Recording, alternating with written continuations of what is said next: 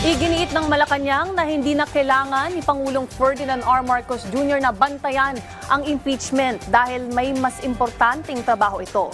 Samantala ayon sa palasyo, iginagalang ng Pangulo ang pag-aresto kay Senator Rodante Marcoleta.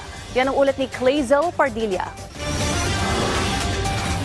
Business as usual si Pangulong Ferdinand R. Marcos Jr. sa harap ng impeachment trial ni Vice President Sara Duterte. Hindi naman po kailangan mag-monitor ang Pangulo. Malalaman naman po din niya kung ano magiging balita rito. Mas marami pong dapat na trabahuhin ng ating Pangulo at hindi po siya uupo lamang para po manood ng impeachment trial. Ayon sa Malacanang, dinaluhan ni Pangulong Marcos ang ilang pribadong pagpupulong at personal appointment ngayong araw. Ipinag-utos din niya sa Office of Civil Defense ang paghahanda sa epekto ng superbagyong Inday.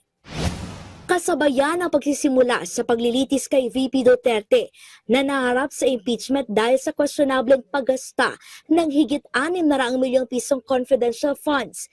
Hindi umano maipaliwanag na yaman, panunuhol sa ilang kawani ng Education Department at pagbabanta sa buhay ni Pangulong Marcos, First Lady Liza Neto Marcos at dating House Speaker Martin Romualdez.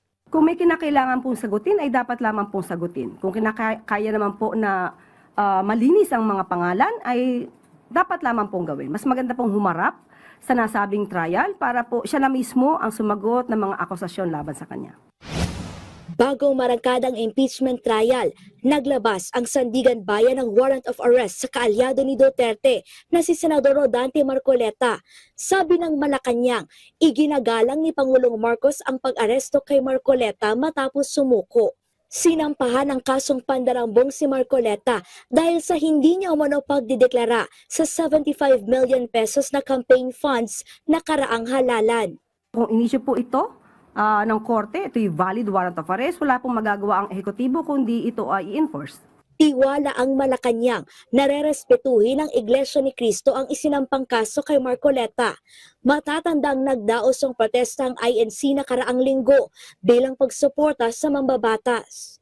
Alam po natin ang liderato ng INC ay gumagalang po kung ano ang sinasabi rin po ng korte, kung ano po ang sinasabi ng batas. So mananatili po tayo sa paniniwala na ang nangyayari po at ang pagpapatupad lamang ng batas ay igagalang din po ng liderato ng INC.